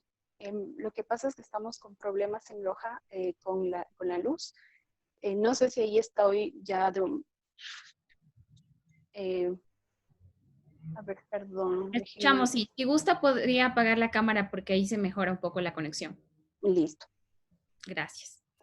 A ver, entonces, bueno, les comentaba sobre la propuesta del suelo para programas de vivienda de interés social en los que se debe considerar o más bien cuidar en la disponibilidad del suelo y el precio de los terrenos para vivienda de interés social, de forma que los gobiernos autónomos descentralizados prevean con anterioridad el terreno que va a estar disponible para estos proyectos. Por otro lado, también existe la posibilidad de manejar o intervenir en aquellos barrios con viviendas severamente deterioradas, lo cual al mismo tiempo contradice lo que se escucha, que no hay terrenos en las grandes ciudades. El uso de estos suelos para viviendas sociales puede incentivarse con subsidios a la renovación urbana e incentivos tributarios a los gestores inmobiliarios privados. Estos incentivos se pagarían a sí mismos desde el presupuesto público, ya que no necesitan prever la infraestructura y los servicios sanitarios que ya cuentan estos barrios. Además, con respecto al financiamiento, se menciona la posibilidad de establecer subsidios del Estado. No obstante, esto pudiera ser también manejado como competencia municipal. Es indiscutible la disposición de principios, competencias y herramientas para una gestión más eficiente de los recursos asociados a la planificación y la posibilidad consecuente de un incremento financiero a partir de los ingresos propios. Sin embargo, nosotros conocemos que la realidad municipal es otra, en donde existe una gran dependencia de las transferencias del Estado. Si bien la política habitacional por sí misma no es capaz de propiciar el compromiso de los actores económicos en torno a la vivienda, se requieren programas especiales que estimulen, por ejemplo, a la banca a flexibilizar sus mecanismos de préstamos, siendo el Estado garante de tales créditos para respaldar a los usuarios con escasos recursos económicos. Por otro lado, está la alternativa de plantear a los GAD nuevas formas de financiamiento de este tipo de proyectos que incluyan la recaudación de plusvalías, el otorgamiento de derechos especiales de construcción, entre otros. Al mismo tiempo, si bien adoptar el proceso administrativo simplificado incentiva de cierta forma la ejecución de proyectos de vivienda de interés social, es preciso reconocer la necesidad de alianzas público-privadas más efectivas, que respondan no solo a la problemática de la vivienda en masa, sino la calidad de edificación y lo que se hará referencia como la construcción social de la ciudad. En el caso de América Latina han habido ejemplos muy exitosos que han mostrado que se puede expandir de forma considerable la oferta y reducir los déficits habitacionales. Sin embargo, también tenemos que tener cuidado que dentro de la ley específicamente se cumpliera la necesidad de tener una calidad específica en los productos de vivienda.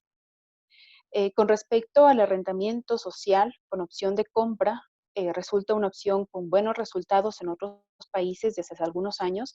Sin embargo, necesita un marco legal claro y preciso que guíe su correcta aplicación por todos los actores. Otra alternativa que surge es el mercado secundario de viviendas sociales. En realidad no se ha considerado dentro del proyecto, y esta alternativa se justifica en algunos factores, como la demanda de cambios de domicilio, en el tipo de vivienda, en el régimen de tenencia, en función a las modificaciones de las condiciones laborales, incluso la situación demográfica de las familias. En el mercado de viviendas sociales se atienden necesidades de movilidad habitacional que determina el precio de las viviendas usadas e incentiva a la preservación de su valor mediante una adecuada mantención. Las nuevas políticas habitacionales deberían incentivar el desarrollo de este tipo de mercados, evitando restricciones que pueden ocasionar ciertas distorsiones.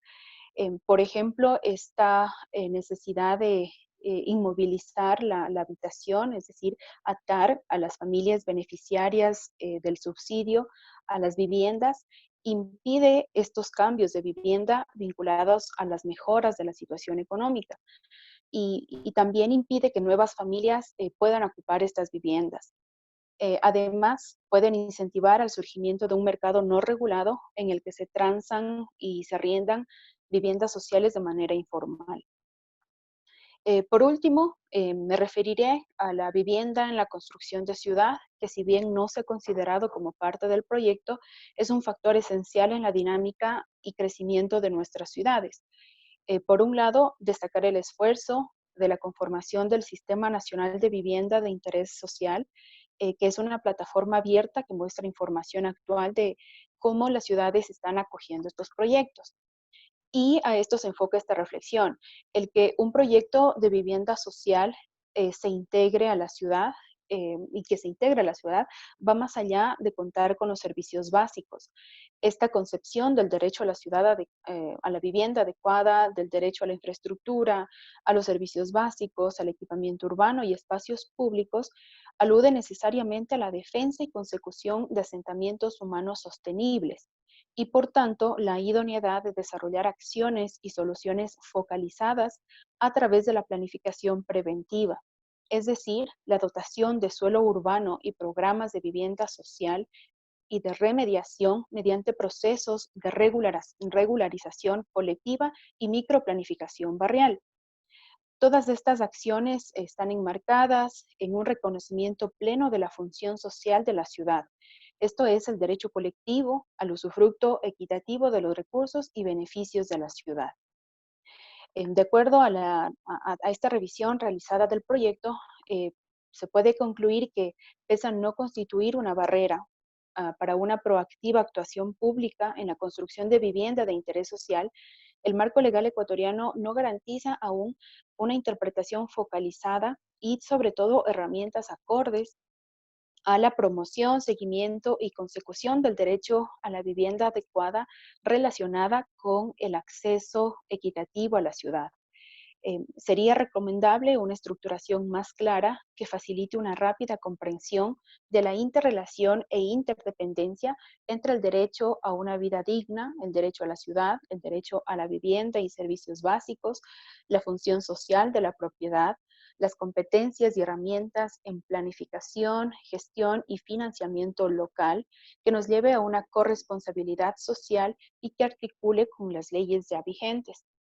Además, se debería extender la obligatoriedad para los municipios locales de asumir modelos de gestión e instrumentalización de la función social de la propiedad en el PDOT, de tal manera que puedan surgir los principios de reparto de cargas y beneficios y la captura de plusvalías con un fin redistributivo. Y finalmente, destacar que se requiere un fortalecimiento de la gestión, definición de políticas y proyectos desde la institucionalidad pública, con un enfoque o paradigma de integración social en la búsqueda por alcanzar mejores condiciones de vida para todos sin ningún tipo de exclusión. Con esto termino mi intervención. Muchas gracias, señores asambleístas, señor presidente.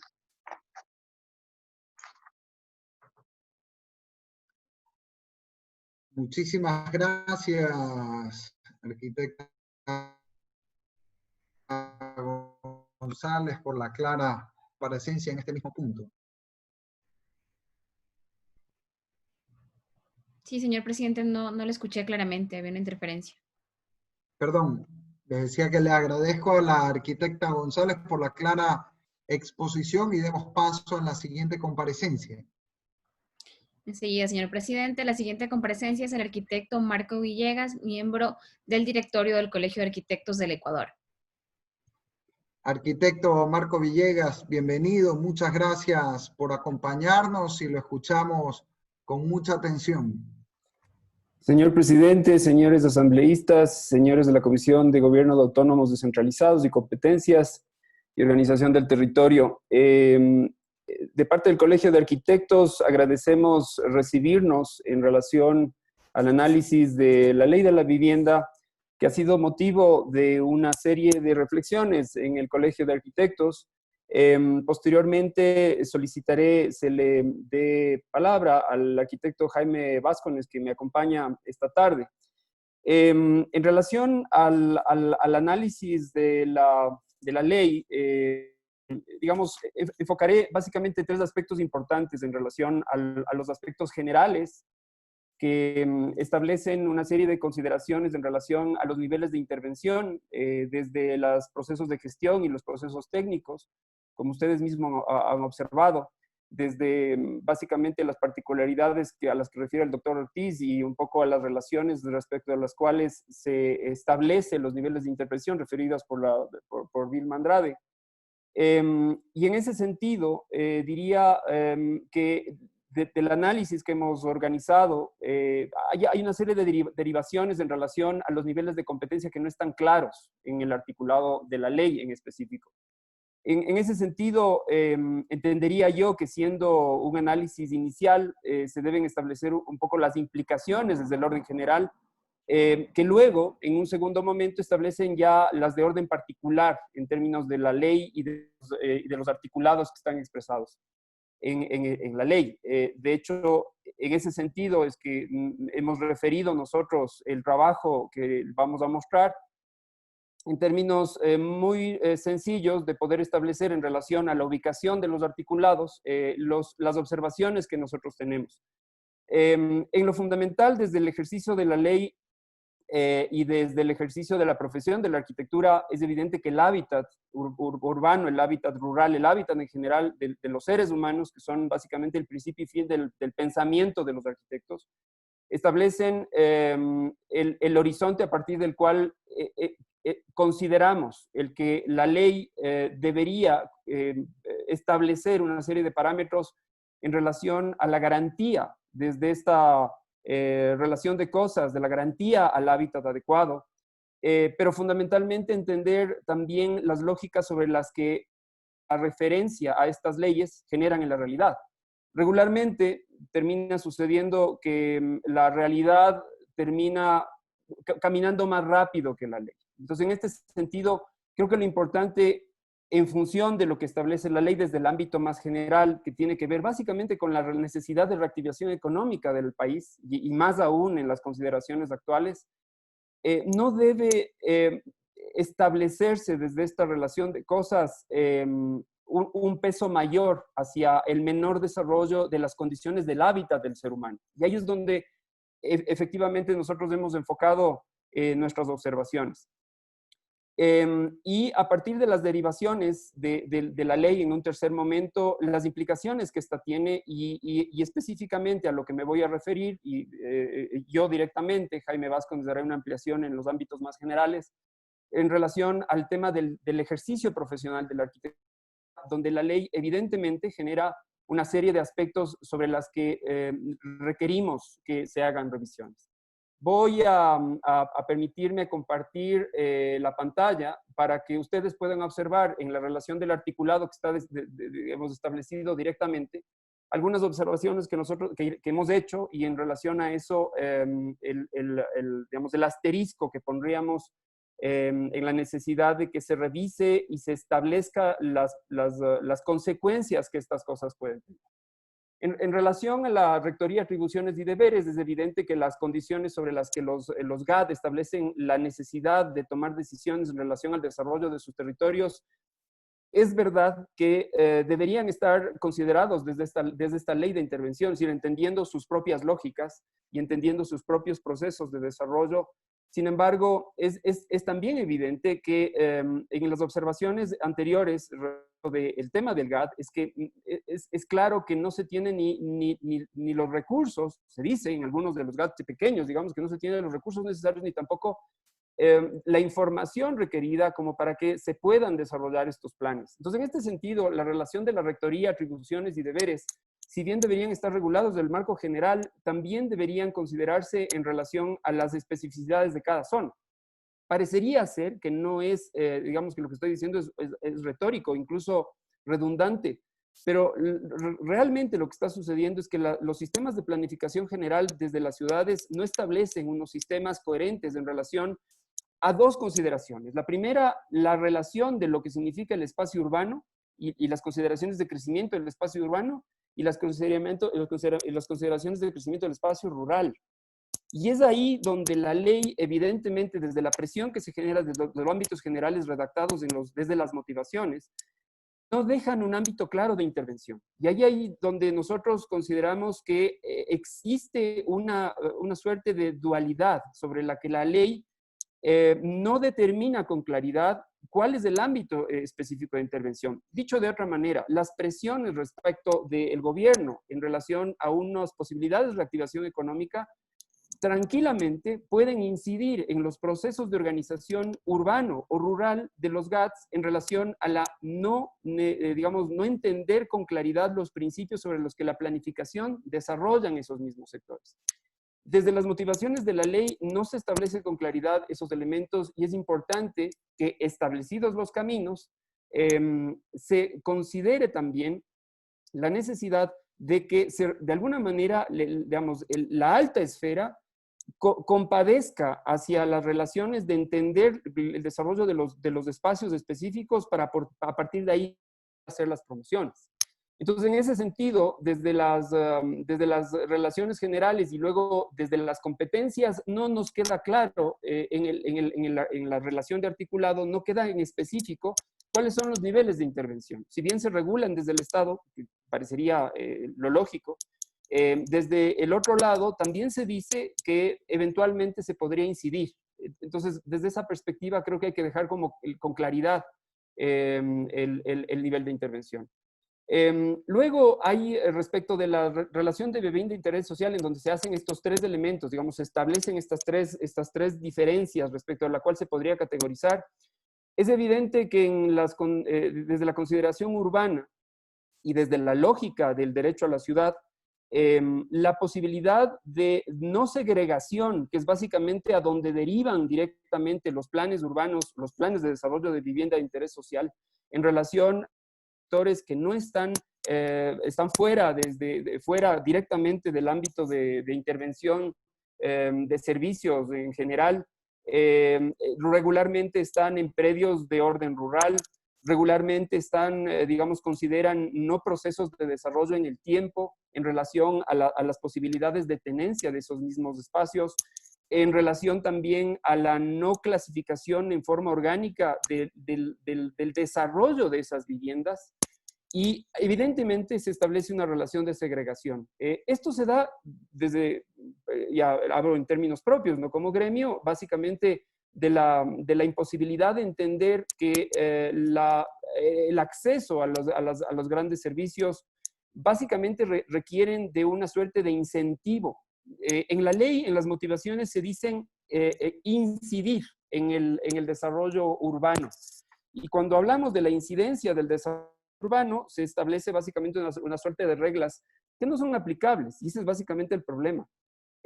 Cuando hablamos de incentivar, de lo que estamos hablando automáticamente es de considerar los dos ámbitos de la ley, es decir, la referencia de la ley en términos de la rectoría, pero fundamentalmente a la posibilidad de que los privados puedan generar estas posibilidades, en donde esta necesidad de ganar en términos sociales respecto de la incorporación digamos, de un abanico mayor de gente a los servicios, a los centros urbanos consolidados, en definitiva, y entendiendo un poco las lógicas de la ruralidad y de la esencial necesidad de esa ruralidad, no entendida básicamente como una suerte de reurbanismo de lo rural, sino de esenciales condiciones de la ruralidad, en donde las condiciones culturales y las lógicas un poco de apropiación del espacio son absolutamente diferentes a las de la ciudad. Estas tres clasificaciones que se organizan, debe estimarse la necesidad de considerarlas como una suerte de motivadores en relación a que en las condiciones urbanas se establezca esta suerte de mixtura, que es básicamente de lo que requiere la ciudad, es decir, no de la segregación. Y en ese sentido, lo que establece la ley posteriormente considera unas relaciones de condiciones de habitabilidad y básicamente trata de establecer una suerte de reglas mínimas, pero que hay que decir que en las condiciones específicas de cada región incluso, de cada zona incluso, rural, urbana, estas condiciones mínimas de habitabilidad son distintas. Son hechos culturales, evidentemente, pero sobre la base del hecho cultural tampoco podemos establecer una suerte de homogeneización de las condiciones en relación a la necesidad que tenemos de reinventar la sociedad. Es decir, para todos es claro, fruto de lo que estamos viviendo en este momento, que la conectividad de Internet es un requerimiento ya de orden básico. Es evidente también que un gran porcentaje de la ruralidad no tiene acceso a estos servicios. Pero cuando vemos planes urbanos, planes de desarrollo de vivienda en estos sectores rurales, mostramos un sistema de organización de la vivienda que más bien refiere a unas condiciones urbanas, en donde no se recupera estas relaciones respecto de la tierra, del huerto urbano, de las consideraciones respecto del paisaje, y reencauzamos un poco la lógica desde la condición cultural a una suerte de imposición y no a la necesidad que tiene la sociedad de reinventarse y sobre la base de reinventarse entender sus principios y evidentemente encontrar el espacio que le pertenece en torno al ser ecuatoriano en sus distintos matices. Entonces, en ese sentido, cuando revisamos un poco la relación respecto de aquello, el tinte que tiene en general la ley refiere a una suerte de generalidades que deberían estar adscritas dentro de la regulación general a las posibilidades de especificidad dentro de los GATS. De tal manera que sobre la base de esa actuación y en el ejercicio específico de los casos se pudiera actuar. En ese sentido, la ley genera, entiendo un poco por esta relación general, digamos, de actividades que se van desarrollando en relación a las necesidades de cubrir la ley y de reorganizarla, el espíritu general debería establecer en términos claros esta suerte de especificidad, de tal manera que en el ejercicio práctico de la ley, las posibilidades sean de alguna manera digamos, el abanico de posibilidades sea menor. Esto en relación fundamentalmente a la necesidad que tiene el promotor inmobiliario de establecer una lógica respecto de la cual hace un negocio, esto hay que entenderlo, pero respecto también de las necesidades de entender que no son todas las mismas. Es decir, hablar de, por ejemplo, lo voy a poner en términos más generales, Hablar de 65 metros cuadrados para una vivienda en el espacio urbano no parece una locura. Pero hablar de 65 metros cuadrados en la relación de ruralidad empieza a tener problemas. Esa concepción de términos generales no puede ser un ámbito desde el cual se regula, sino se establece especificidades a partir de las cuales, en las condiciones digamos, de la especificidad en términos de la tenencia de la tierra, de las relaciones con el lugar, culturales, etcétera, deberían analizarse.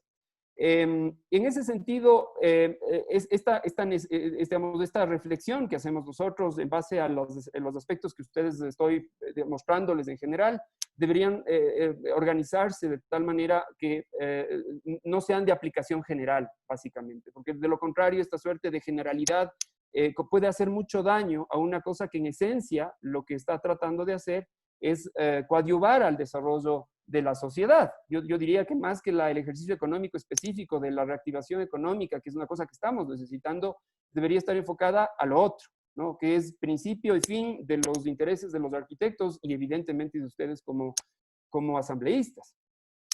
Ahora, respecto del procedimiento administrativo abreviado municipal, ahí es donde tenemos una serie de observaciones de orden importante. Estas sí son superlativas. La declaración juramentada per se no establece, a pesar de lo que se dice, digamos, el énfasis en los aspectos que he señalado, pero fundamentalmente en los aspectos que se deben observar en la relación de la práctica del ejercicio profesional. Esto es, un proyecto arquitectónico establece un proceso de diseño arquitectónico. Primer problema, el diseño arquitectónico como ley en el ejercicio de la práctica profesional no existe en nuestra Constitución. Está soslayado. Es decir, se entiende al ejercicio del diseño arquitectónico de manera idéntica al de la planificación y construcción.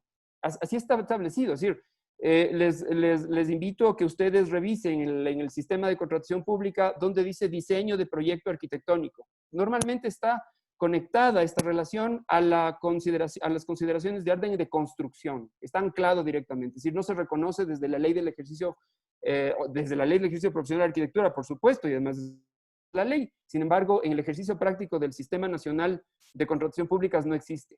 ¿Y por qué es importante esta relación de cosas? Porque desde el diseño, a partir del diseño, es que ejemplificamos las relaciones de orden que tienen que ver con los sistemas constructivos, obviamente anclados a un sistema cultural y todo lo que he referido, y posteriormente a un proceso a partir del cual se puede justificar los gastos, se puede establecer un poco los procedimientos.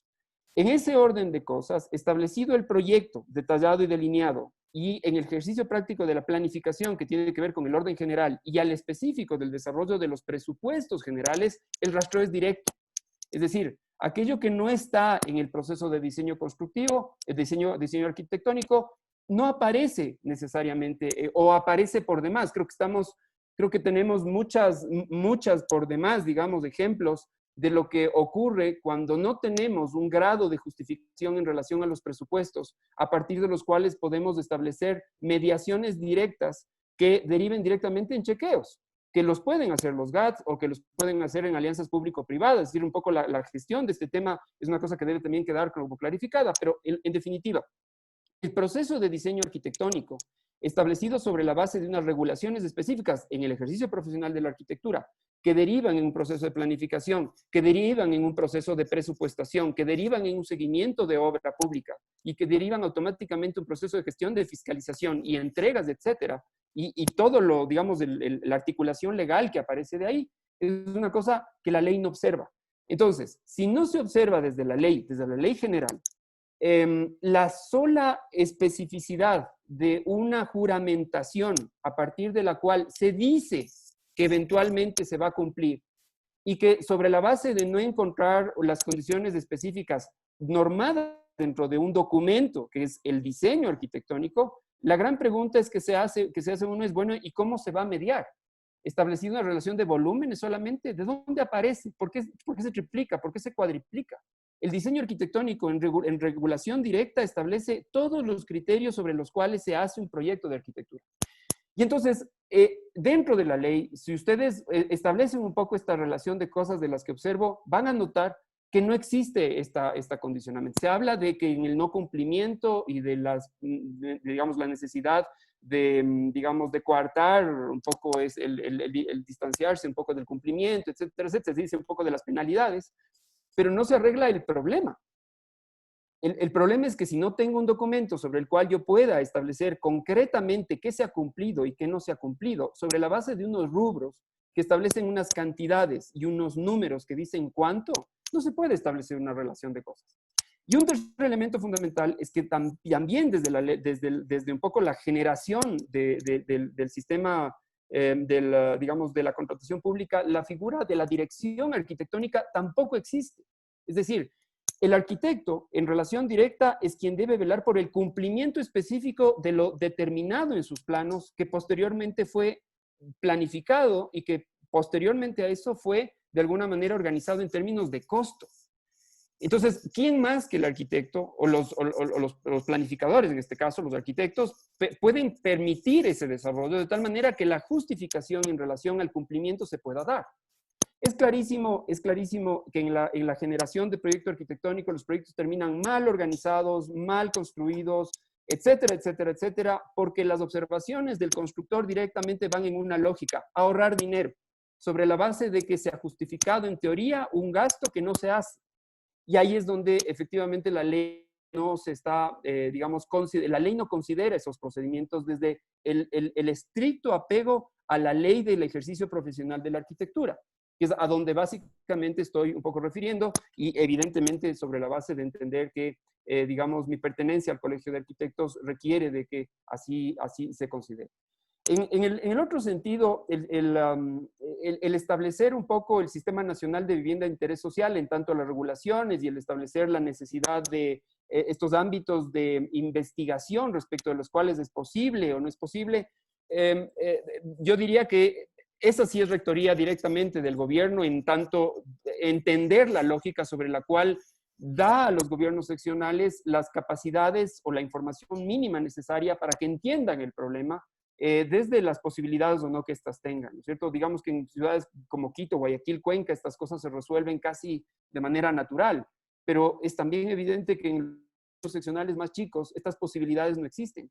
Por lo tanto, desde esta posibilidad de que el gobierno permita el entendimiento, me parece adecuado, me parece que incluso, digamos, necesario que exista, pero no desde la posibilidad de gestión, porque ahí es donde, desde el punto de vista privado, entendemos que los procesos de gestión terminan a unas velocidades que son por lo menos la tercera parte de la velocidad a la que la realidad genera estas cosas en el ámbito privado. Y básicamente lo que se está tratando, como he dicho al principio, es que se entienda que lo que se requiere son no incidir, sino incentivar sobre la base de digamos, el fin común. Respecto de los otros términos de los que se refiere la ley, del arrendamiento social en opción de compra, etcétera, yo creo que habría que establecer en lo fundamental un poco las referencias en relación a la condición jurídica sobre las que estas se tienen que dar, que es básicamente una observación natural.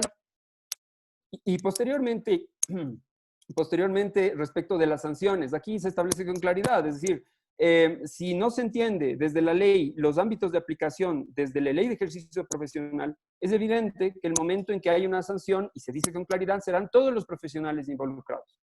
En ese sentido, mi observación, es decir, si establecemos la lógica que no existe una contratación de diseño, ¿no es cierto? No existe una forma sobre la que se puede establecer directamente una concreción en términos de cantidades, y sobre la que existe básicamente una aproximación del constructor directamente sobre una consideración de orden, digamos, de una declaración sobre la que se dice de buena intención voy a cumplir, es evidente que el nivel de participación en relación a las culpas, en definitiva, que se derivan un poco de estas relaciones, no se establece.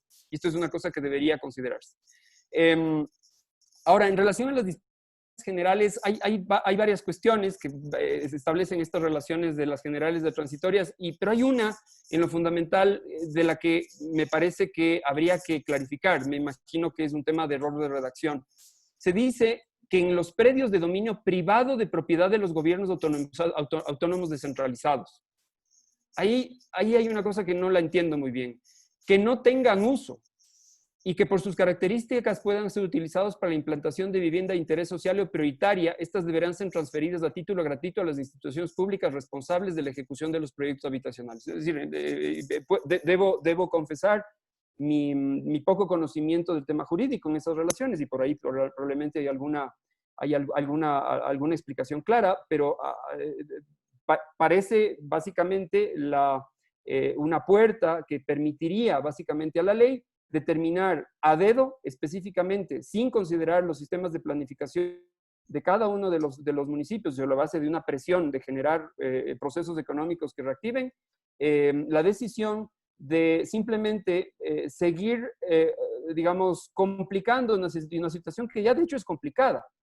La ley, la vivienda de interés social, sobre todo la vivienda de quienes menos están, digamos, menos tienen en nuestro país, está absolutamente segregada a relaciones de poca accesibilidad a servicios públicos, prácticamente ninguna accesibilidad a servicios, lejos de los centros urbanos, etcétera, etcétera, etcétera, que se derivan fundamentalmente de la observación de esto, ¿no? de establecer como principio fundamental el que simplemente el tener un terreno urbano o rural urbanizable sin las consideraciones específicas de los GAD y las observaciones permiten el desarrollo, ¿no? Y la implantación de vivienda. Entonces, en ese sentido, en términos generales, digamos, nuestras observaciones en relación a lo que les he comentado, en términos específicos, digamos, y es muy probable que Jaime redondee un poco las ideas en relación a lo que les he expresado. De manera que, agradeciendo la atención que han tenido conmigo, por favor, digamos, solicito que se le dé paso a Jaime Vázquez, también miembro del directorio.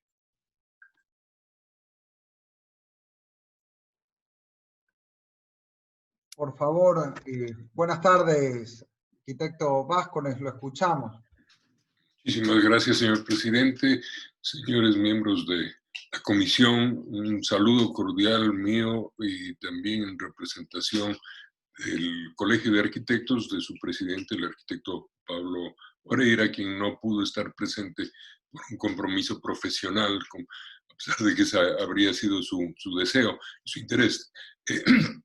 Corresponde decir que Pablo Moreira es presidente del Colegio de Arquitectos de Pichincha y presidente también del Directorio Nacional del Colegio de Arquitectos, de modo que tiene una representación doble, y en esa condición su delegación a nosotros que también puede marcarse en esa dimensión, no solo como representantes del Colegio de Pichincha, el Colegio de Arquitectos de Pichincha, sino a nivel nacional. Yo me voy a referir de modo muy puntual a destacando la importancia de las intervenciones que nos han precedido.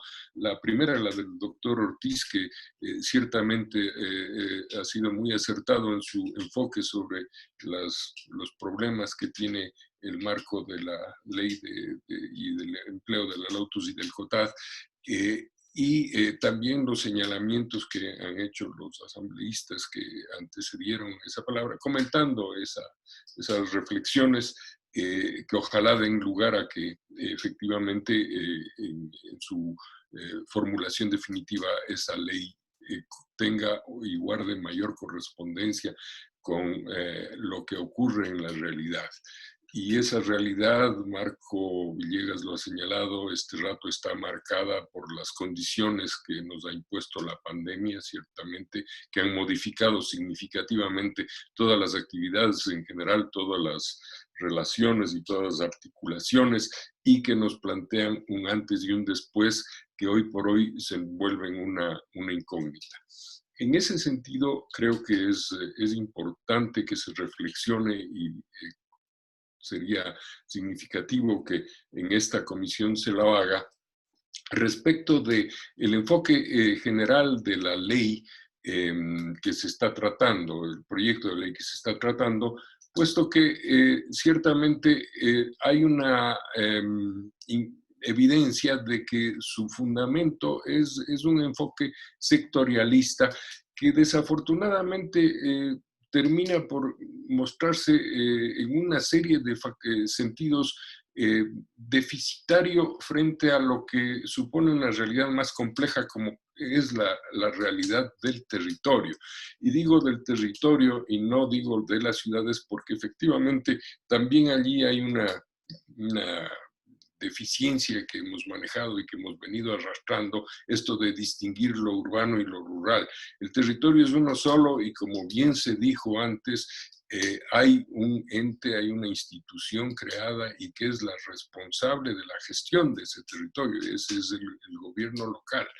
La preocupación surge porque la ley, el proyecto de ley de vivienda de interés social, en buena medida está en su afán de atender un requerimiento social indiscutible, que es el de la vivienda, se plantea superponer o anteponer sus demandas y sus exigencias frente a lo que es un esfuerzo significativo que este país está haciendo desde hace relativamente poco tiempo, de volver a establecer un marco de planificación para la gestión del territorio. Ese esfuerzo que creo que fue abandonado en aquel periodo en el que se denominó sarcásticamente el de la larga noche neoliberal, efectivamente lleva ya algunos años de aplicación, no ha dado mayores resultados, quizás porque fue mecánicamente traslapado, traspuesto desde el pasado y no se consideraron las nuevas circunstancias que vivía el país quizás, pero lo cierto es que si algo se tiene que defender en el país es la necesidad de la planificación y de la planificación territorial. Y esa planificación ejercida mal que bien por los municipios está sobre la base de unas normas y unas regulaciones que cuando de pronto surgen planteamientos como los que se señalan en el proyecto de ley en relación a que se abrevien los procedimientos y se desarrollen trámites expeditos para facilitar los procesos de desarrollo de programas de viviendas de interés social. Sin duda que debe haber detrás una buena intención de parte de quien formuló esa propuesta, pero se corre un riesgo muy grande de que en la práctica lo que ocurra es que simplemente dejemos de lado la planificación y marquemos un hecho que con mucha frecuencia en el país y también en la región se ha producido, que es esto de emplazar programas de vivienda desarticulados, desconectados, completamente separados de la realidad urbana. Hay casos que son dramáticos, no hay que irse muy lejos. En Colombia, por ejemplo, las 100,000 viviendas que se construyeron durante el periodo del presidente Santos para atender a las personas afectadas por el periodo de la violencia, han dado como resultado la creación de verdaderos guetos en las afueras de las ciudades, sitios en donde ni siquiera la policía puede ingresar, porque fueron hechos con el afán de construirlos rápidamente y a un costo razonable, sin considerar la articulación, las vinculaciones, la necesidad que la población residente tiene de mantener sus actividades, desarrollar, obtener los servicios, desarrollar sus actividades de la ciudad.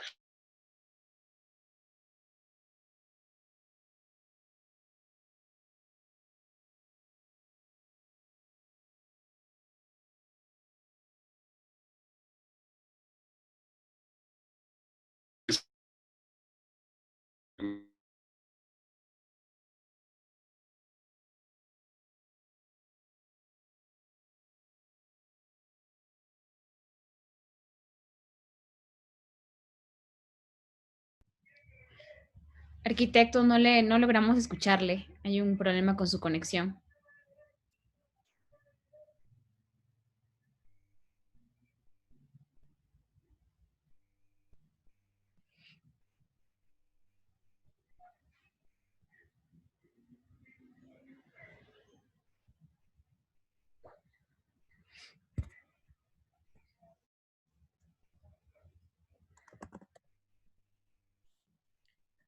Perdimos conexión con el arquitecto Jaime Vázquez mientras estaba realizando su intervención.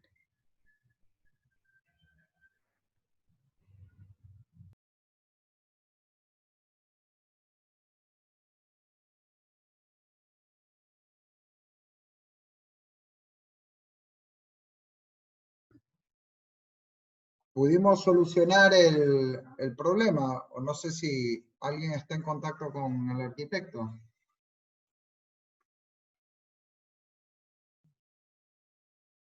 Perdón, lo voy a localizar porque se desconectó de la sesión. Debe haber tenido algún problema de conexión.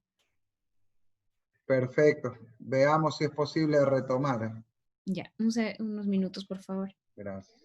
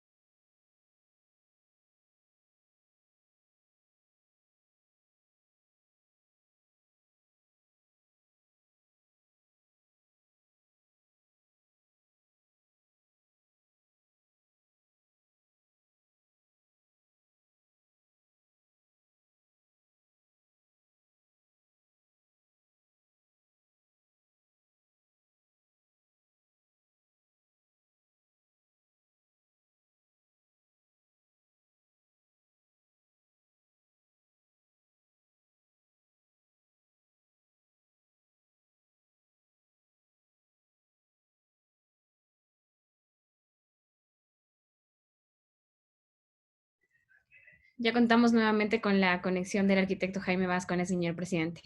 Sí, sí me da, ya, Perfecto. gracias. Qué pena, mil disculpas, parece que cayó un rayo por aquí cerca y se cortó la conexión y literalmente me dejó con la palabra en la boca y lo lamento. No, yo decía este tema porque me refería a la situación esta de que a veces por por resolver un problema puntual, suele ocurrir que el remedio es peor que la enfermedad.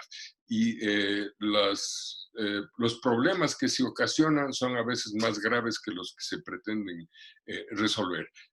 Me he referido a los ejemplos de Colombia, de México, y ciertamente esos también pueden de algún modo reflejarse acá en el país. Y lo digo porque en el fondo tenemos largos años ya de práctica y de ejercicio en relación a los programas de vivienda de interés social y sin embargo los resultados, como bien se señaló, no son satisfactorios, no han sido satisfactorios a lo largo del tiempo. Vale decir, si es que en la capital de la República hablamos de que más del 60% de la vivienda se encuentra en condición de informalidad, mal podemos reconocer que esto haya sido atendido debidamente.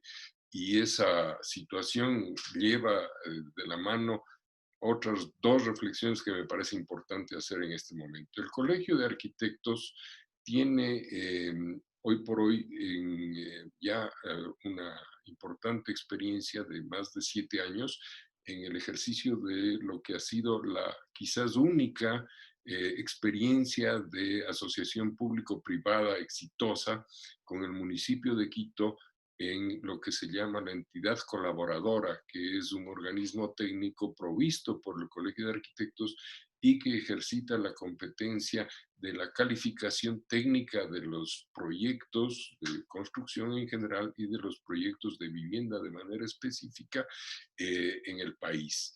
Y ese es un recurso que, por ejemplo, podría ser mucho más interesante explorar y que la Asamblea Nacional pudiera impulsar para que se convierta en un recurso generalizado para el resto de las ciudades del país, en términos de que de ese modo hay una relación de mutuo beneficio en el que las ciudades como tales, la ciudadanía como tal, sale beneficiada porque tiene la garantía de que los proyectos que están siendo ejecutados responden y satisfacen las exigencias técnicas y normativas que el propio gobierno local impone.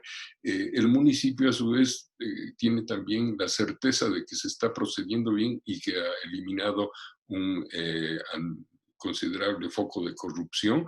Y pues quienes ejercen, quienes están involucrados en la actividad inmobiliaria, constructores y los propietarios en sí mismos, también se benefician de un procedimiento expedito, eficiente de gestión para la aprobación de los proyectos. Esto me parece a mí más razonable que el crear una figura legislativa que, pasándose por encima de la normativa adoptada por el gobierno local y haciendo un poquito tabla rasa de esto que se llama la autonomía municipal, finalmente desarrolle y ejecute proyectos emplazándolos en áreas que no necesariamente son las que corresponden y más bien apuntando no tanto a resolver el problema de la vivienda, sino más bien a resolver otro tipo de problemas de carácter privado y particular. La ley, a mi juicio, tiene un problema adicional y es que cuando identifica a los actores, hace una descripción del rol rector del gobierno central a través del Ministerio de Desarrollo Urbano y Vivienda, del rol ejecutor de los gobiernos locales como responsables de la formulación y desarrollo de proyectos de vivienda de interés social, pero se olvida del conjunto de actores que en la sociedad intervienen, y yo ya mencioné algunos de ellos, ¿verdad? Los inmobiliarios, los constructores, los profesionales en libre ejercicio de la profesión, pero otros que de modo también significativo son partícipes, las organizaciones comunitarias, las entidades financieras, tanto de carácter privado como aquellas vinculadas al sector de la economía solidaria, social y solidaria, y ciertamente los propios interesados. Esos actores, a mi juicio, en la ley se los percibe como simples objetos que participan, son actores pasivos, y sobre ellos poco o nada se hace alusión, excepto, como Marco Villegas decía, para enumerar las sanciones que tendrían algunos de ellos cuando incumplan sus responsabilidades. Creo yo que por ese lado también es preciso que esta ley haga una revisión de los roles que corresponden y haga una revisión de un fenómeno que creo que hoy por hoy es indispensable analizarlo. Volviendo quizás hacia atrás, la mirada de que se está cada vez más entusiastamente hablando en diversos círculos de un Ecuador federalista, o se está hablando de discursos, la pandemia ha incentivado el problema del regionalismo, pero la verdad de las verdades es que la realidad espacial del territorio ecuatoriano se ha transformado en los últimos 20 años muchísimo más que lo que se ha transformado en los últimos 500 años anteriores. Es decir, en nuestras ciudades hoy por hoy coexisten una cantidad de fenómenos de conurbación, de desarrollo de corredores urbanos a lo largo o que articulan 2 ciudades o más, de incipientes áreas o zonas urbanas y distritales de carácter metropolitano, y ese marco, esa realidad cambiante, no tiene y no guarda correspondencia ni con esta ley ni con otras que se han formulado. Es decir, la situación que el país vive en términos del espacio, del territorio, como que rebasa en gran medida lo que desde el marco legal y desde el marco institucional se ha percibido o se dispone. Y ese también es un problema que atañe a la situación de la vivienda, porque hoy más que nunca la articulación de los núcleos urbanos entre sí da cuenta de que hay ciertamente personas que, por decir un ejemplo, residen en Puerto Viejo y trabajan en Manta, o residen en Latacunga y trabajan en Ambato, o residen en Ibarra y trabajan en Otavalo, y eso es cada vez más frecuente y no es solamente un problema de flujo de personas, es un flujo en general de la sociedad, de un flujo de capitales, de productos, de bienes, de comunicación, de energía, y frente a eso el aparato administrativo institucional como tal se queda un poco corto y ciertamente se generan problemas que no han sido abordados hasta ahora. Estos señalamientos, en definitiva, y con gusto se los reiterará, nosotros los hicimos como Colegio de Arquitectos al inicio de este gobierno en un documento que se presentó cuando se formuló el plan Casa para Todos. Es una especie de compendio de todos los criterios que el Colegio de Arquitectos esgrime en relación a cómo debe abordarse el tema de la vivienda de interés social. Ese documento, 3 años después, sigue teniendo plena vigencia. Hoy nomás lo estaba revisando y con muchísimo gusto les podemos hacer llegar a través de la señorita secretaria de la comisión para que lo consideren. Como es también cierto que un documento similar que se envió hace más de un año a la comisión, a esta misma comisión, para debatir en ese momento lo que estaba formulado como proyecto de ley, también en buena medida sigue teniendo vigencia y es aplicable. De modo que oportunamente, cuando ustedes lo consideren, podrán disponer de esos 2 textos que responden y corresponden a la lógica y al criterio que tenemos los arquitectos en relación a esta temática. Yo creo que con eso termino para no prolongar, y agradeciéndoles muchísimo su atención y su paciencia por los inconvenientes ocasionados por el Internet. Muchas gracias a todos. Buenas tardes.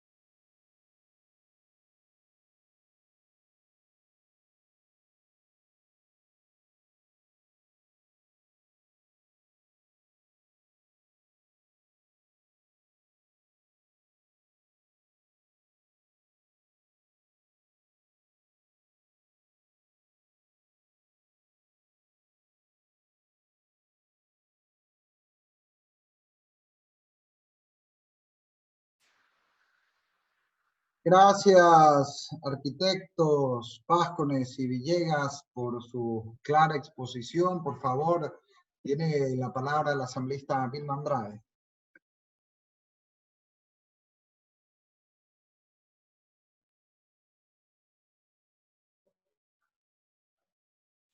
Muchas gracias, presidente. Yo solamente quiero tomar la palabra en esta oportunidad para agradecer al Colegio de Arquitectos en sus representantes en esta tarde, al arquitecto Marco Villegas. Realmente yo creo que es esperanzador ver cómo los profesionales en esta área se van formando, especializando, y me da realmente gusto que un joven profesional aporte con tanta solvencia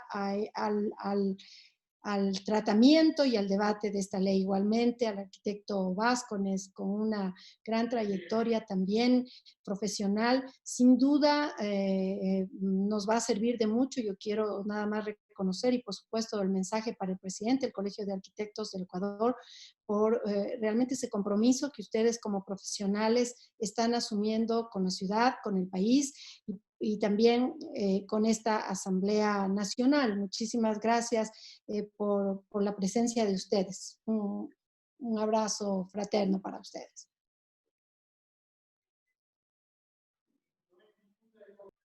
Muchas gracias, asambleísta Vilma Andrade. Con esto nuevamente agradezco a todos los que han intervenido el día de hoy por sus claras exposiciones, por su interés en los temas de debate en esta comisión, y procedemos a clausurar la sesión. Muy buenas tardes con todos. Se clausura la sesión siendo las 17 horas con 2 minutos.